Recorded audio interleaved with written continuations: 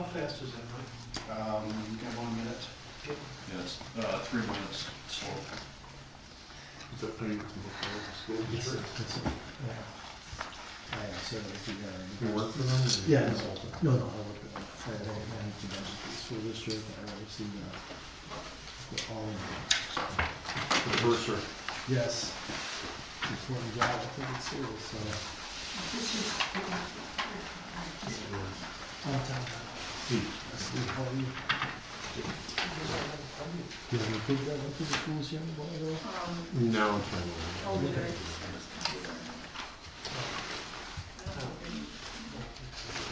And you're doing that really good job. Okay, very good. Okay, it's 7 o'clock, so we'll call this to order. We'll stand for the pledge. Pledge allegiance to the flag of the United States of America and to the republic for which it stands, one nation, under God, indivisible, with liberty and justice for all.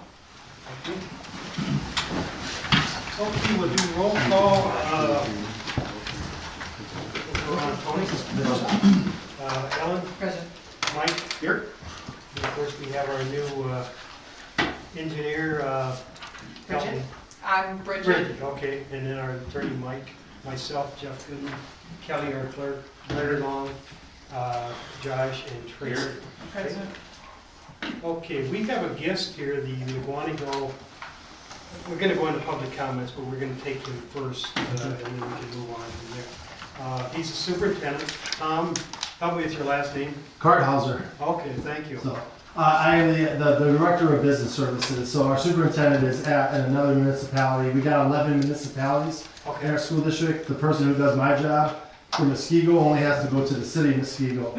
It's easier, and you know, we got 11 municipalities from the village of North Curry over to the village of Big Bend. But I have the 45-minute version and the 10-minute version. I'm going to give you the 10-minute version Thank here, you. all right? Because I know how board meetings go. It's Thursday night. Yeah. But I'm just going to give everybody some information about April 2nd. There's a vote that will have a referendum question from the school district, so I'll explain how we got to this point and take any questions you might have.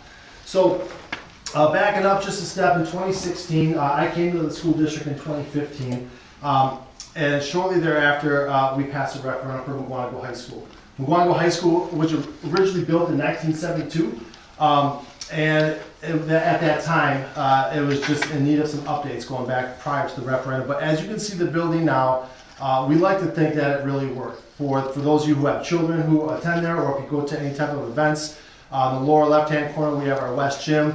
The middle bottom there is one of our career and technical education courses. We have our PAC.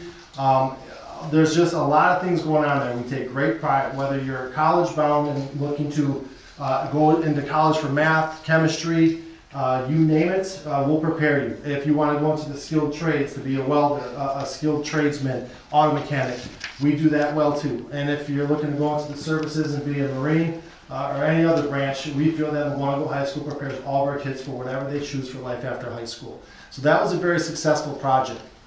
This is a timeline that we took to get to that project. I'm not going to go every step of the way, but in April of 2016, we passed that referendum, and it was completed in the fall of 2018. Okay, facility planning is an ongoing thing, and I think at the village, level, any branch municipality, when you have assets like a library building or your town building, this is an asset of the community. In our school buildings like Big Bend Elementary, Mukwonago High School, you pick the school; those belong to all of us. So we have an ongoing conversation of what should we do. We put all options on the table during our facility planning process to say, let's consider each of our 8 school buildings and just use our imagination. What would be the best thing for each of those? So we did that exercise. Then we said, okay, well, let's start to prioritize those because we know we can't do it all. So then we started to pull things off the list here, and we started to hone in on some ideas of what seemed to be the most pressing issues. At the school board level, we have 9 school board members. We have 2 from the east side of our district, 2 from the central, and 2 from the west side, and 3 at-large seats. So our school board ultimately felt that our middle school, which was, I'll get to that just shortly here, built in 1954, was really kind of getting to, not getting to end of life, but it's seen better days, I'll say it like that. We incorporated our community. Once we kind of had our priorities, what we felt were the priorities, we had 4 community meetings. We invited everybody in the school district to attend. We had one here at Big Bend Elementary. We traveled around Clarendon Avenue, Parkview Middle School, Waterville High School. We had about 75 attendees at those meetings where the school board shared what they thought were their priorities. We asked the community to validate that, say, do you agree with how we see things? Are there ideas we're missing? Anything that you'd like to see us do? Ultimately, that community focus group said that we believe that the middle school is the next priority of the school district, along with bringing 4-year-old kindergarten classrooms into our traditional elementary schools. So we have 6 elementary schools, Big Bend, Clarendon Avenue Elementary, Section Elementary in the town of Mukwonago, Prairie View Elementary in the village of North Prairie, Rolling Hills, also in the town of Mukwonago, and Eagleville Elementary. Eagleville is a charter school, so that's a non-traditional school, a very, very old building. So 5 of our 6 elementaries we call traditional elementary schools. And the community focus group said we think that bringing 4-year-old kindergarten into those buildings should be the priorities. So when we got feedback from a smaller segment of the community, we ultimately issued a large survey for the entire community to take this past September and October. And we had about 3,000 respondents who replied. And I'll share the results with you. But this whole process is really driven by the residents, by the voters, by the people who live here, because again, these buildings belong to all of us. Okay, so whatever we do or don't do is going to be driven by those who vote. And we'll listen. Whatever the vote outcome is, yes or no, we take those orders and we move on. So just here to present some information here tonight. So ultimately, we have a referendum that's coming up, and I'll walk through where we're at. In our community survey that I referenced here in September that we issued, 89% of our people who took that survey said the school district is great or good at delivering high quality education. So at 89% good, but we know we're going to continue to aim high and get even better. When we presented the next phase, so phase 1 of our facility plan was to address Mukwonago High School. Phase 2 is what we're looking at now, which is really a large focus on the middle school. 65% of the respondents said we support the district pursuing the next step of the facility planning, and once we attach the price tag to that, 63% are still in favor. So the majority of our folks here were saying, let's pursue this, okay? There was another segment in the bottom right-hand corner, you see 47.5%. We also looked at doubling down on our career technical education spaces at Mukwonago High School, along with building a multi-purpose indoor facility, and the community said no. So we listened. So we pulled that off and said we're done with that. But we're still looking at the middle school piece there. Okay, so the April 2nd referendum ballot question there, the language is on there right now. It boils down to this project will build a new middle school for grades 6 through 8. Once that's complete, we will then demolish and remove the existing Parkview Middle School that's there right now. And then we'll also put 2 4-year-old classrooms in each of our traditional elementary schools. Okay? So the need, what is the need? Parkview Middle School was built in 1954. It was the original Mukwonago Senior High School when it was built in 1972. When our current high school was built, then that became our junior high school. It currently houses grades 7 and 8. If you look around Waukesha County, most middle schools are going to be grades 6, 7, and 8, or 5, 6, 7, and 8. So we're currently 7 and 8, have between 750 and 800 kids there per year over the most recent years. So in that building that was built in 1954 standards and 1954 frame of mind. So if you travel through our school district boundaries, I know you'll see in Mukwonago and the town, the village, you'll still see the one-room schoolhouses that still exist. And once upon a time, those were great facilities, but like any facility, there just comes a time when it no longer meets the need. So you can see our hallways and our classrooms are generally pretty tight, okay? Any renovation of that building wouldn't change those things because the hallways and the classroom sizes are by and large fixed. So we're tight. You can see just a few slides here of what our classroom spaces look like. Our music spaces are bunched in there with low ceilings. If you go into a modern space, a music classroom for orchestra, music, band, what have you, is going to have a much higher ceiling. If you go and visit it when they're playing their horns, bring your earplugs. It just gets loud there. Pushing through some of that, our gymnasium spaces in all of our schools are some of the most frequented spaces in all of our school district. So when school starts from about 7 o'clock to 3 or 4 o'clock, they're in constant use. Once school's done, community residents are constantly using those. There's a huge and high demand for our gym spaces by the community. If you went to Mukwonago High School, there's 3 gyms, a north gym, a south gym, and a west gym, and all 3 are used virtually every single day from school end until 9 p.m., with almost no exception. So those are community spaces, and we want to use those as community spaces. So during the school day, it's for the kids. After that, it's for the kids and for the community. But those spaces are stressed out. The original gymnasium at Parkview you see there on the left, once upon a time that housed all the homecomings and the proms when it was a high school. And again, it's seen some better days. Some of our programming for family and consumer science, as you see this classroom here that has some kitchen space. Once upon a time, again, it met the needs, but the curriculum changes, the needs change, and this is just really grown outdated. Our cafeteria has long serving lines, and when you have 750 to 800 kids that you're trying to feed, the cafeteria quite commonly serves as the linchpin to how you have to design your academic schedule.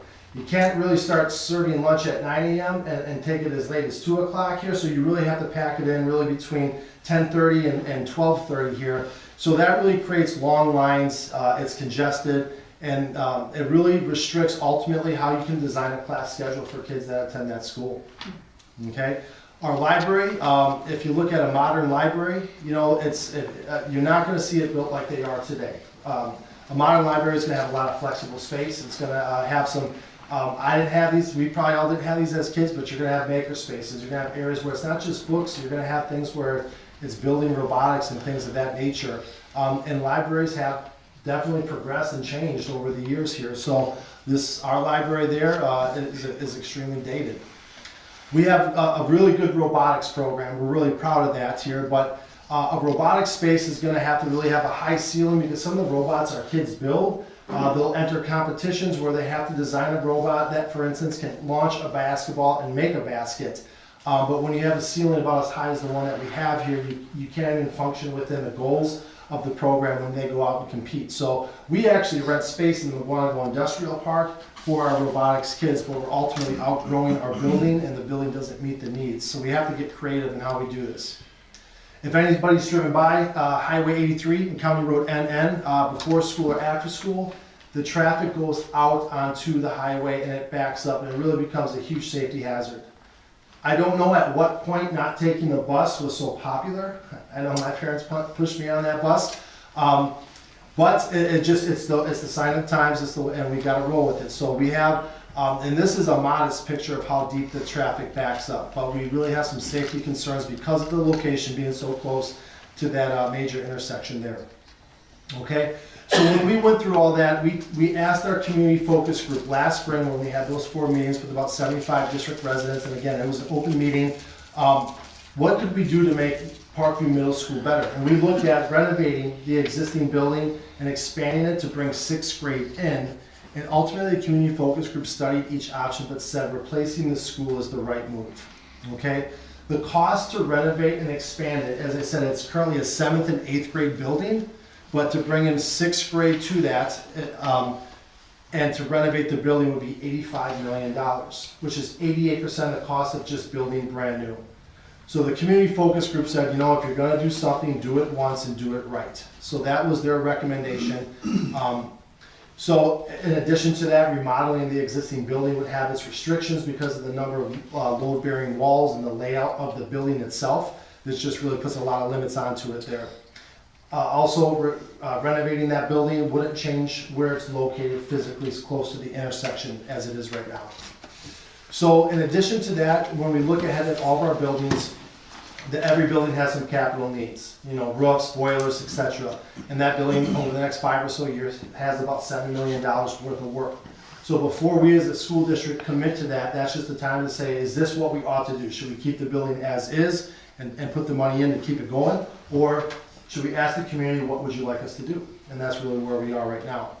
The exterior of the building here, as I go through some of these pictures here, again, it's a really aged building right now. The windows are starting to give way, the skylights.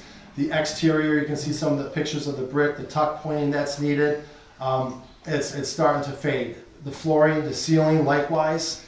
The mechanicals are really reaching end of life right now, and we're able to maintain those, but at some point in the near future, they are going to require a complete overhaul. Okay? So I'm going to shift off real briefly from the middle school need and talk about our 4-year-old kindergarten classrooms here. So we started 4-year-old kindergarten in 2015, and we were one of the last school districts in the state of Wisconsin to do that. We didn't have the space in our elementary schools to bring 4-year-old kindergarten, and so we worked with community partners. We originally started with 6 community partners, which are daycares, our the YMCA Kids Connection in the Village, Vernon Child Development Center up the road here on 164 is one of our current partners, and Vernon Child Development Center is one of our 3 remaining partners. We started with 6, we're down to 3, and really, for whatever that dynamic is, it's our responsibility to teach those 4-year-old students, and with the fading of the partners, we have to bring that in-house, okay? So the need there is to bring 4-year-old spaces into our traditional elementary schools in addition to addressing safety concerns at Big Bend Elementary. So you all, most of you coming from this area here when pickup and drop off takes place along 164. And again, there's a lot of traffic that's backed up out onto the road, and it isn't the safest time to drive through that at times. Okay, so those are the needs, and we'll go through the solutions here. The solution that's proposed and is on the referendum is to build a brand new middle school for grades 6, 7, and 8 to serve 1,200 students and to address all the things that we talked about there, to alleviate all those needs, to bring in science, technology, engineering, and math courses and classrooms and labs to meet that need, flexible space for student performances, a 3-court gym, to set the building back. On the next slide, I'll show you a picture, and I'll just get to it right now. So this is the aerial view of Highway 83 and County Road NN, or East Veterans Way. I'm just going to walk over there real quick. That dotted stuff we see here is the existing building on its layout. To the far right-hand side of that is Clarendon Avenue Elementary School. So we would set the new building back off the intersection here to create some traffic. The red dotted lines is where visitors and parent traffic would go. And then on the bottom yellow lines is where our bus traffic would go. And we basically remove everything as far back from the intersection as possible. Okay, so we looked at a lot of options in terms of, should we purchase another piece of land? Is there a better place we can put this? Really, the building has to be, because we pick up our middle school and high school kids at the same time. One bus route that comes through, we have about 5 routes that come through the Big Bend area to pick up middle school and high school kids starting at 6:30 in the morning. Once they drop off middle school, they got to be close by to drop off high school. So we really need to build a building close to McGuanago High School. We couldn't get too far away. Okay, so that's the initial idea right there. Why bring 6th, 7th, and 8th grade together? Our 6th graders currently are in an elementary setting, getting on a bus with 4-year-old and 5-year-old students. The 6th grader is really closer socially at that time in life, academically in that time of life, to 7th and 8th graders. And as I said earlier, 6th, 7th, and 8th grade is the most common configuration you'll see throughout the state and in Waukesha County. Why? Because currently our 6th graders aren't getting world language, the higher level math courses that a middle school can offer, career and tech ed and music courses. If you look at Muskego, for example, neighbors to the east, hey, they do a great job. They have grades 5, 6, 7, and 8, and those students are getting a 2-year head start on those style of courses, which can make a big difference for a kid when they get to their senior year and they graduate. Okay, the solution, like I said, also proposes bringing 4-year-old kindergarten class, 2 kindergarten classrooms into each of our elementary schools. So this is a picture of Big Bend Elementary from the top down. You can see at the top of the screen there, we would reconfigure the parking lot to get as much traffic off of Highway 164 as possible to open that up and not have all the congestion that we currently are experiencing right there. On the next slide then, we have Big Bend Elementary. That's just the view of the interior of the building. You can see those dark blue areas. What we're ultimately doing is, with a 4-year-old classroom, it takes, a traditional classroom's like 900 square feet, a little bit bigger than the room that we're in. But with the young kids, it's going to be 1,200 square feet. from the nature of the way that you teach those kids. It's super common, a daily occurrence for a teacher to have story time, pull out the book, the kids gather around. They're not really doing that in fourth grade anymore, but in 4K, it's the starting block of education. So we're really taking smaller classroom spaces and expanding them to not only make them larger for the needs, but also to bring in a bathroom. If you know a 4-year-old or 5-year-old kindergarten teacher, they're going to tell you that the bathrooms are always being used. And if you don't have one nearby, it can be a long day for some of those kids. Okay? Clarendon Avenue, I'm just going to quickly go through those. Each of our elementary schools then will reconfigure some space to make it 4K ready with bathrooms included. There's Prairie View section. Okay, so now we're going to transfer off that solution, just talk about the investment and the cost and what that means. Okay, so just a quick history lesson in the Mukwonago Area School District. Starting in the 93-94 school year, school districts had a revenue limit placed on how much their operating budget could be. So here at the village level, you have a restriction how much revenue you can increase from year to year. That's restricted, I believe, to your net new construction, and that's how much you can levy taxes for. School districts were no different. We just got to that stage a lot earlier. So in 93-94, all school districts were restricted how much money per pupil they could raise either through state aid or property taxes. And I won't go through the whole history lesson here, but not all school districts were created equal. On the far left-hand side is Mukwonago at $5,320 per student. On the far right-hand side is Menominee Falls at almost $7,700. We were the least funded school district in the state, in the Waukesha County area and throughout the state. Fast forward to last school year, still at the bottom. We were $16 north of last place, so it took almost 30 years to get ourselves out of last place, but still really close to the bottom, well below the state average. So what did that mean? If you take a look at New Berlin, who we are very close to, we have a small border with them. We received this last school year, we received $10,016 per student.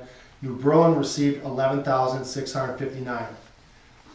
To make our budget, we multiply that by the number of resident students we have. So we had 4,659 students. They had 4,318 students. Altogether, we had a budget of $46.6 million, and they had a budget of $50.3 million. So we had 300 more students, which is the size of an elementary school, and $3.6 million less to do it with. We lived that story for 3 decades. So we're proud of our fiscal responsibility over the last 30 years. We had no choice but to do it, and we can continue to do it into the future.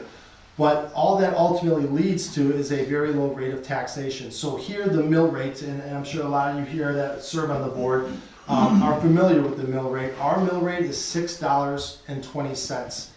It's in the bottom quarter of all Milwaukee area, Southeast Wisconsin area K-12 school districts. Had we not passed the referendum for $49.5 million in 2016, we would be in last place and it wouldn't be close. So if we were just funding the operational needs and not paying off any debt of any sort, we'd be rock bottom.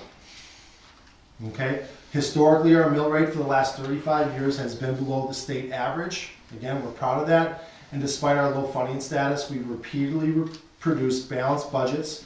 We set money aside for our building needs at the beginning and at the end of each fiscal year. So we can certainly take care of the 8 buildings that we have, but it's almost impossible to set money aside a year at a time to build something brand new. It's just something we can never save enough and ever get there. The rate of inflation just takes it away from our grasp. Okay? With our debt that is associated with our high school project, we refinanced that debt in September 2020 when interest rates were very low. We saved taxpayers $750,000. We prepaid $5 million of debt in May of 2022. We prepaid another $1.5 million in May of 2023 and shaved off $2.8 million in future interest costs. If we were not to do this referendum, we would be able to pay off our high school debt from 2016 10 years early. So that loan is 20 years, much like a 30-year mortgage when you do public bonds, it's 20 years. We would be on track to do that almost in half the time. So we are able to keep low taxes and get ourselves out of debt as quickly as we can. Okay? So the total project is $102.3 million.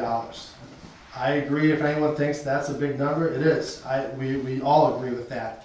What that means per household, the estimated increase is $69 per $100,000 of a house's fair market property value. So on the left-hand side, you can see, if you find where your house is, where its value lies, from 100, 200, 300 to 400,000, those are just multiples of 69. So if you have a house that's, at the 300,000 range, the estimated annual increase is $207 or $17.25 a month. Okay? That would last for 20 years. So you can see our mill rate over the last 10 or so years has decreased from $9.59 in 13-14 down to $6.20 in the 23-24 school year, and there would be a 69-cent increase off of this current academic year's mill rate. All right. The cost breakdown there, so where does that $102.3 million goes? The vast majority goes to the middle school.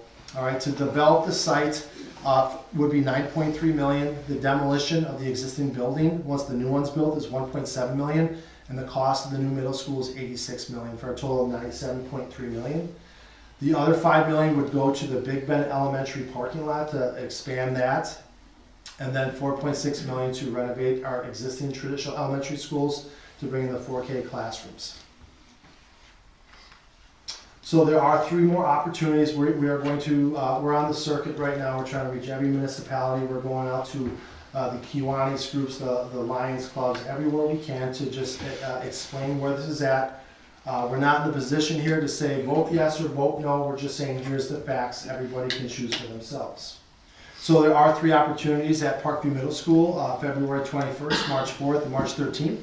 At 6:30, we'll give this presentation and give a tour of the building, so if you'd like to see it for yourselves, you could. And that's what I have for you tonight. So I thank you all for your time. Is there any questions I could answer for anybody here tonight? I noticed on one of the slides, and it's the one for the investment. I'm Yes. just kind of reading it up here. Just under the assumptions, it talks about mill rate for debt service of $1.21. What is that number? So, It's just right down. yeah, in the bottom. footnote there, multi-borrowing, okay. So the interest rate that, I'm just gonna back up here and kind of go through this piece by piece. The interest rate is the interest rate we're assuming is 5.25 to 5.5%. The rates currently are lower than that. But we don't wanna overpromise and underdeliver on anything that we're talking about here. So I do believe that the values would ultimately, if this were to pass, be lower than the financial values you see here. But again, we're just kind of going on the conservative end there. So that means that the 69 cent or 0.69 mill rate per $1,000 would actually potentially go up to 1.21? No, Okay. it likely would be less. Okay, So the last time we did the Mukwonago High School project, we quoted a mill rate increase of 50 cents, and it turned out to be 5 cents. okay. It was way less than but again, it's just we don't want to say, this is what it's going to be, and then we miss that mark. So we go conservative in all the financial values that we have there. Okay, yeah, just the way that read, it looked like it was actually, that you were looking at potentially having to go higher than the 0.69. No, So, okay, no, good. no. Good question. What else? Yes, sir. What exactly is gonna happen at Big Bend Elementary? Because traffic there, there's gonna be a big accident here. We got people parking on the road, I've got people backed up on Villa Drive and stuff like that. And why is it there are so many people driving their kids to school? I wish I had an excellent answer for you. I just don't. Why does each individual family make the choice to do that? We offer school bus transportation to all kids who live within inside the Big Bend attendance boundaries. Some students just don't take that. Why? I don't really know. But that picture right there, I think if we get into this element of the project, I think we could go even further back. There is some holding tanks under the ground, so Right. we have to be careful about how we build on top of those. But we would take that parking lot as far to the west as possible to pick up as much traffic That would be double lane, so we could get as much of that off of 164 as possible. I know that the DPW would appreciate if we could make that safe, but we agree, we're not happy with the safety that we have out there. As you know, cars that come from the north traveling south, they come in at a high rate of speed sometimes, and they're not realizing they're entering a school zone at a particular time where there's a lot of traffic. There's crosswalks there, obviously, that our students use. We have a small number of walkers. And it's a concern to us, and that's why it's a priority for us. Well, you have the cars up on 164 coming off of Villa. Somebody gets a little impatient and all of a sudden they dart out. And when we're snow plowing or anything, we're going by there. I mean, we're gonna have semi versus car. And the issue is it's not gonna be just one car. It's not good. Yep. You know, it's gonna be like cue balls on a pool table. They're gonna be all over the place. Big Bend Elementary is not unique. Prairie View Elementary in the Village of North Prairie had a similar situation there a few years ago. Again, this is the State Highway 164, they're on County Road E. So it goes from 45 miles an hour down to 25 for a brief period. Well, a lot of cars, are they slowing down? No. In the Village of North Prairie, police definitely help with that, but there's only so much they can do. There's only so much a police department or sheriff's office can do to help that. So the best thing we can do is just reconfigure that pickup and drop off and get as much traffic as possible off that road. You need to also have people not exit and go north. That's a huge issue coming out of that school. I believe that's a right turn only. I know what it says, but how they drive is just, as a school district, we can't control that at the individual level, I agree, but I completely agree, there's no disagreement there. I'm with you 100% on that. I got a question. Yes, How sir. long do they think it'll take to retire the debt? The current debt we have, The 102 million, 120 years. 20 years. So if it goes down in this April, it'll take 20 years. You have 3 years left on high school debt, 2026? So I just want to be very, very clear about that. So right now, our debt there is, we pay about $3.1 million per year. With the way that we structured our tax levy, our school board made it a goal to aggressively pay off as much as that as we can by dropping our overall tax levy by 0.2% a year. So everybody appreciates a steady tax bill every year. So we aim to do our part. The school district, the K-12 school district that we are in here is about 60 to 70%, generally speaking, of an individual's property tax bill. We aim to control that and drop it by 0.2% each year to really stabilize that part. So in doing so, we are able to levy between $6 and $9 million a year to pay off the annual debt. So we are able to pay 2 or 3 years off at a time. So if we weren't talking about this here tonight, I'd say by the 2026-2027 school year, we would have that paid off. Now, if this passes here, some of that over levy that we use to prepay, we would pause that. And all the numbers that I shared with you is just really the lowest common denominator. It would be a 69-cent increase, and that would stay that way for them for 20 years. So that's where the 1.21 comes into play. So Because that would be a combined effort. Tony, I want to get back to you on that there because that smaller footnote there. So I oversee the finances. I'm sorry, I gotta go find where that's at there. I apologize for that. But we work like every municipality, anytime you're doing public bonds, we work with Robert W. Baird. Okay, here we go. It should be coming up here. There we go. I want to get back to you on that. I don't want to skirt your question. I just want to make sure that I answer it the right way, and I don't want to reach for the answer right now as to what that is speaking to. But I want to just make sure I will get you that answer. Okay? I appreciate that. Yeah, you got it.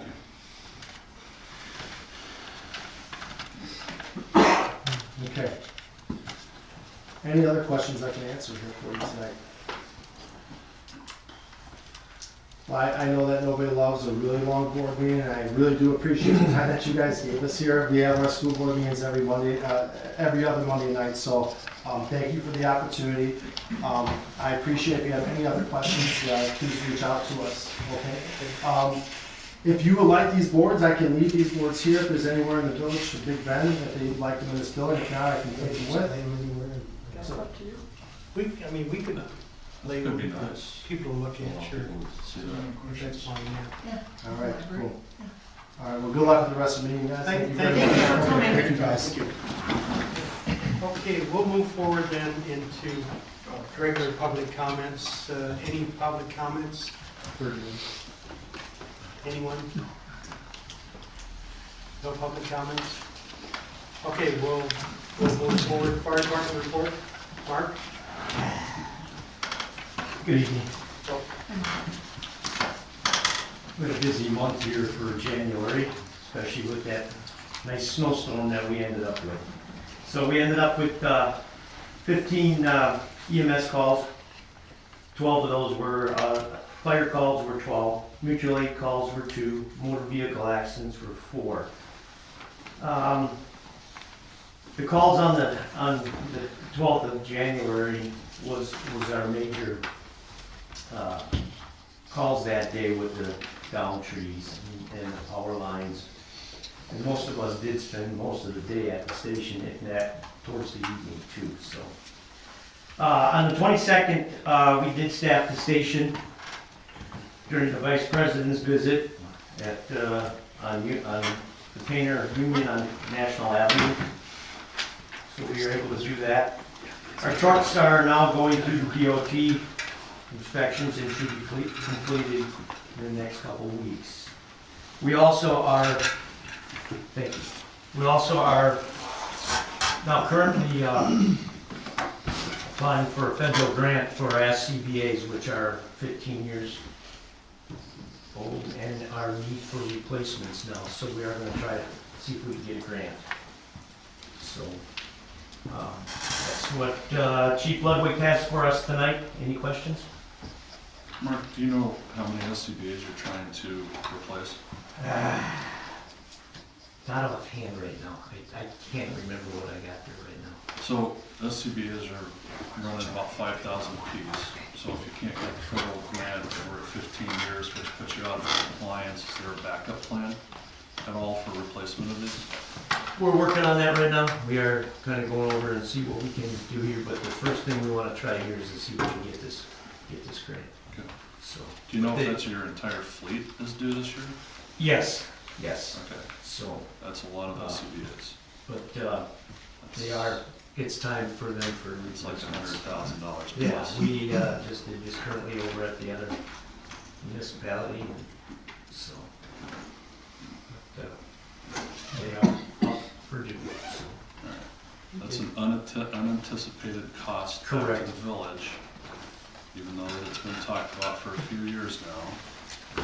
So we need to make sure that we have very up-to-date information so that we can look at any alternatives that we need to. Yeah, writing the grant here is a lot of information to get these grants, so they're gonna want a lot of information. okay, thank you, Mark. Thank you. If you need help with that, I'm sorry, Jeff, if you need help with that grant, please let me know, because I have avenues into people that have written those grants quite a few times. Sure, thank you. Thank you. Okay, we'll move forward to the library report. Carla is on vacation. She filled out a report for you to review whenever you want. You can take it with you and review it at a later date. Police department report.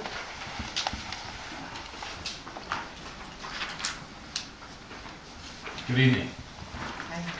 On January 4th, we conducted a death investigation for Frederick Rausch, who appeared to have passed away due to natural causes. The coroner is continuing the investigation. On National and 164, Nicholas Danko was cited for driving through a crash scene and around the fire department. On the 10th of January, we assisted the Sheriff's Department in attempting to locate 2 missing juveniles from Norris Academy. They were not located after 2 hours, and our officer cleared. Eventually, they were located and returned to Norris. We assisted the fire department with numerous wires down all over town. And we assisted on the 20th, the Sheriff's Department with the search for a vehicle who had been the subject of a pursuit. And the vehicle was unable to be located after an hour.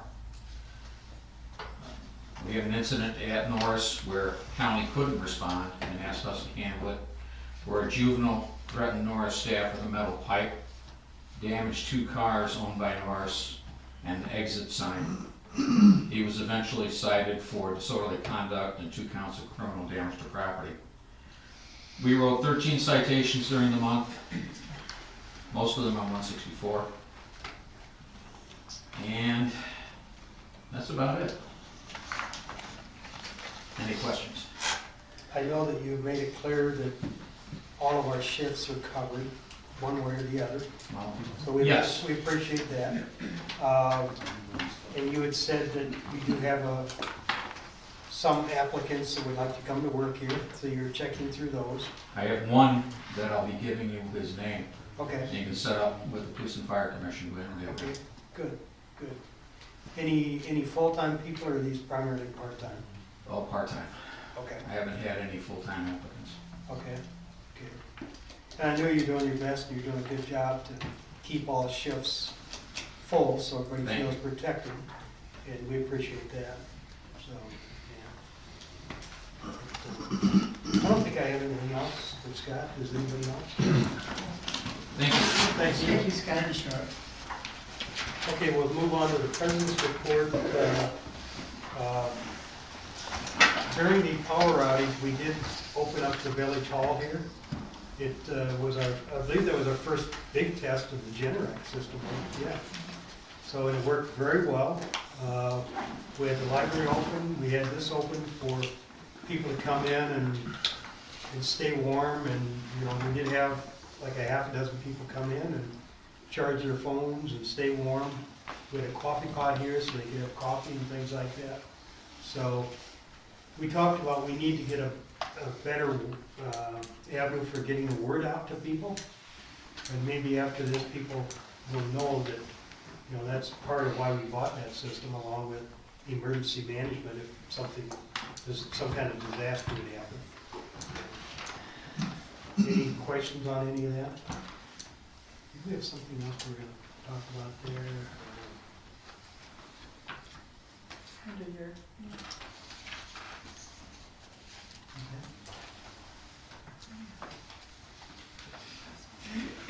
Oh, okay.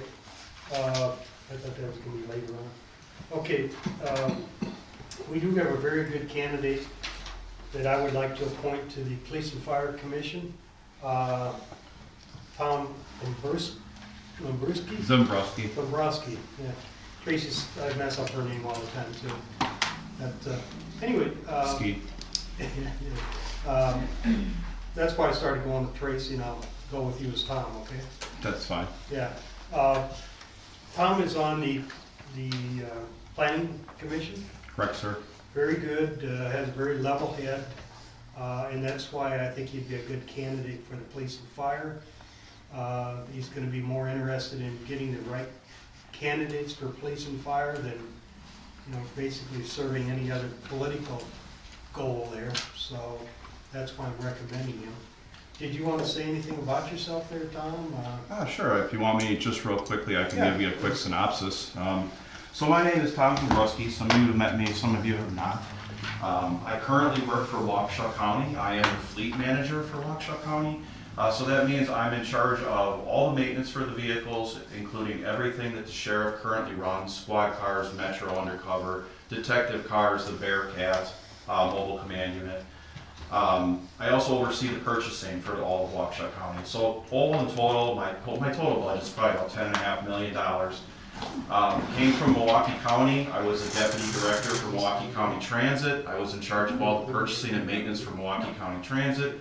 Participated in quite a few homeland security, basically training for bombing and for active shooter. Work with the Sheriff's Department every single day. I have quite a few family members and friends of mine that are police officers, served in the military. I feel like I've got a pretty good background. I don't know if there's any questions for me. I also, for Waukesha County, one of the bigger things too is I am on call 24/7. I am part of the emergency management team for Waukesha County, and I serve as a logistical coordinator. So if there would be an emergency, a tornado, anything like that, I would be in charge of coordinating and getting equipment and services to all the necessary parties. So, So your first obligation would be to Waukesha, not Big Bend, if we needed you here. if there was unless the tornado's in Big Bend, then I would be here. If it's in the fan here. But yeah, I mean, as far as Waukesha County, like I said, I support pretty much every division in the county. Excellent. Okay. Anyone have Thank any you. questions at all or anything? Okay, with that, Appreciate it. thanks, Tom. Yep. With that, I would like to make a motion to appoint Tom to the Police and Fire Commission. I'd like to second that. Okay, any other discussion? Oh, thank you. I'll call for the vote, all in favor? Aye. Opposed? Okay, and so, welcome aboard, Tom. Thanks, sir. Appreciate that. Thank you. Okay, we'll move on to Eric, Public Works. Good evening. We were out 7 times salting and plowing, dropped 50 tons of salt. We also put back much snow, obviously all over the place. Edgewood Avenue is, if you drove down right after the snowstorm, you're gonna wonder what happened here. Traffic was diverted off of I-43, supposed to come down 164 to L, go west or east on L. You know, people have GPS in this and they're gonna take the shortest route they can. That got packed on pretty heavily with ice. I took the loader and put the bucket on it and we shaved the ice off the street. We did that in 2 days, just traffic was just too much. Even at 3 o'clock in the morning, we're out plowing right now. Edgewood Avenue is, this has a ton of traffic moving and I don't know why, but it does. We got 80 tons in, salt, presented in. Assistant Chief Sonover called me and told me that the generator was running. And I want to give kudos out to Carla for setting up the warming shelter, I guess as you call it. She called me and wanted to make sure everything was fine. I said, no problem. And the heat and everything was gonna be on here. Just so you guys know, the generator only runs at about 26 to 30% of its capacity. We're a long ways from you know, we're doing it on that. And that's what we bought it for. We bought it for that, for expansion. I was contacted by the fire department. Obviously during that snow, we had a lot of trees come down. Cutting them with a chainsaw was not an option. We just pushed them off the road with a loader. We had a lot more trees go down the following morning. They were also pushed off, and we were up on Skyline up there and took down a bunch of trees also. My thing here is pretty long, but we watched the equipment. We did replacement carbide on the big plow and stuff like that. We get to this one on Big Bend Drive by Woodland up there by the parking right. So as I was coming southbound on Woodland, I saw a lady pull into the parking right, and I don't care what she did, she wasn't gonna stop, and she impaled the pole and caught it in her passenger door. I went down, finished, came back, make sure she was okay, put some salt down, helped her get out, and as soon as I did that, another lady pulled in with a car, slid all the way into the parking lot, and she pulled in there to change her windshield wiper blade. Probably wasn't the best thing, so we took care of that, and another lady slip and fall pretty good. WISDOT was contacted. This is an area that we actually bid on doing. We didn't get it, but if you guys wonder why I was in that parking lot, I put the salt on for safety. There was another crew cab truck came in with 6 guys in it. I'm like, I was to myself, I thought, you're not gonna move. Well, they didn't. 3 guys ended up on the ground. And I just went through there and laid a bunch of salt, got it loosened up so that everything was not icy and was safe.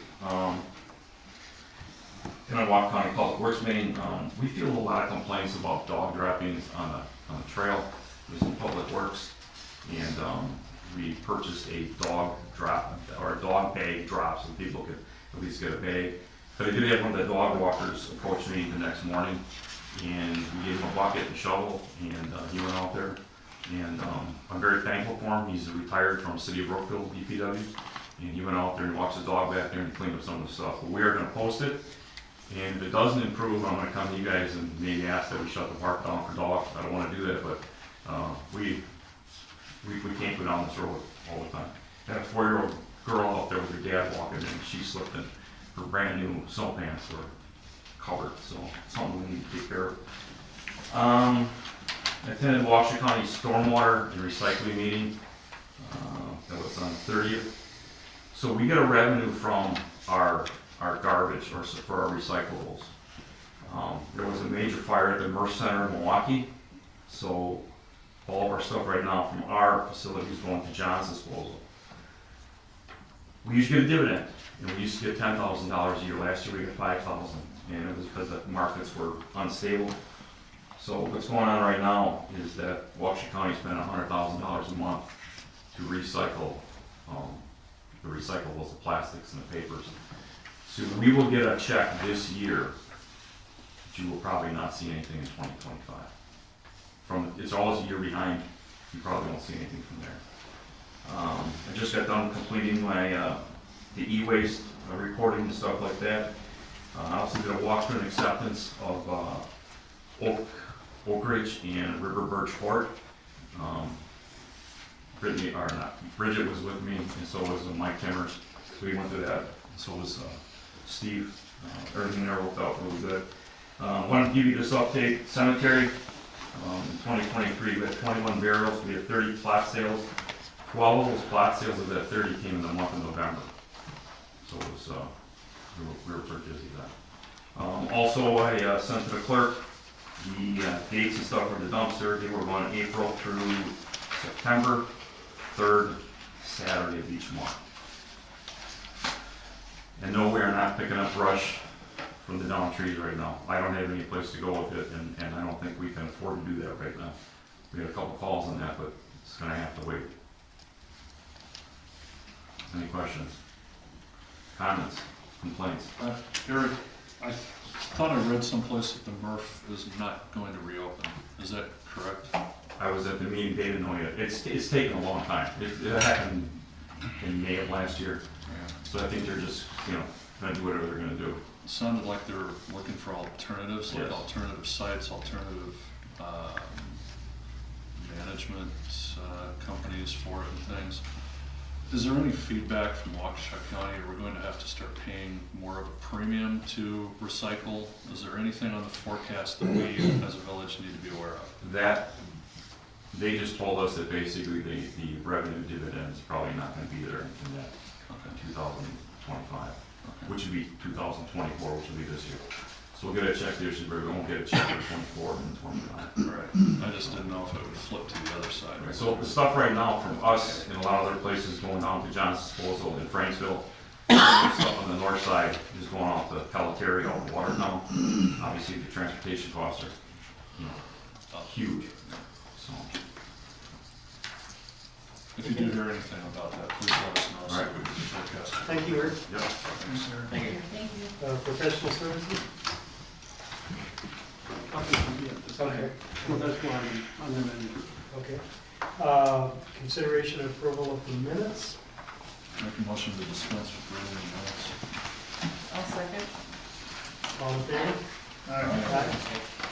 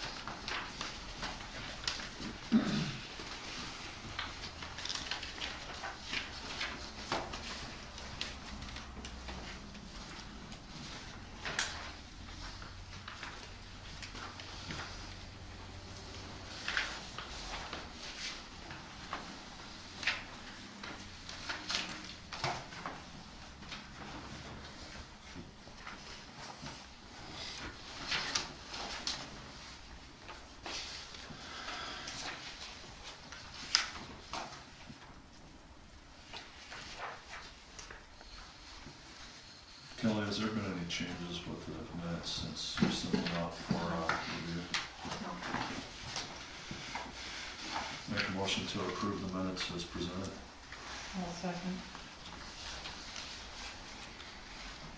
Need any more time, anybody? I kind of read through it before too. Everybody good? Larry? Okay, all in favor? Aye. Okay, so we will move forward to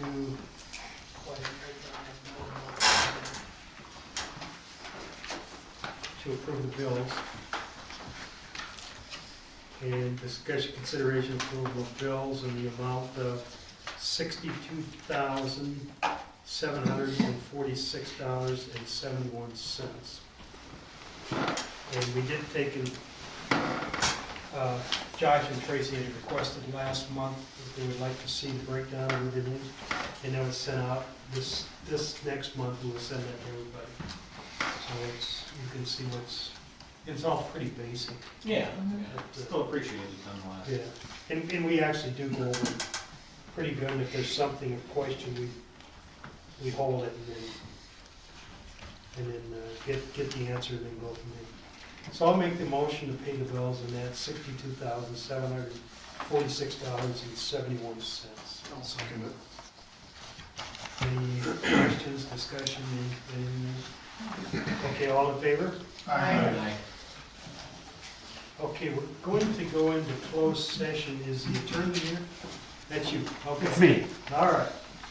I'll read this off. Go into closed session as per Wisconsin State Statute 19.851DE concerning employment, promotion, compensation, and performance evaluation of any public employee over which the governing body has jurisdiction or exercises responsibility in negotiating, purchasing of public property, investing in public funds, or conducting other specific public business whenever competitive bargaining reasons require a closed session, specifically the police supervisor and the DPW superintendent. So, yeah, I'll make a motion to go into the closed session. Okay, we'll do a roll call.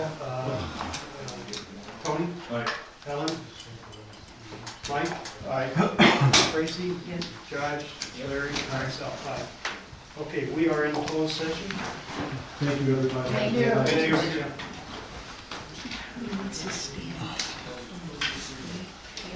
Chair in the corner, if you don't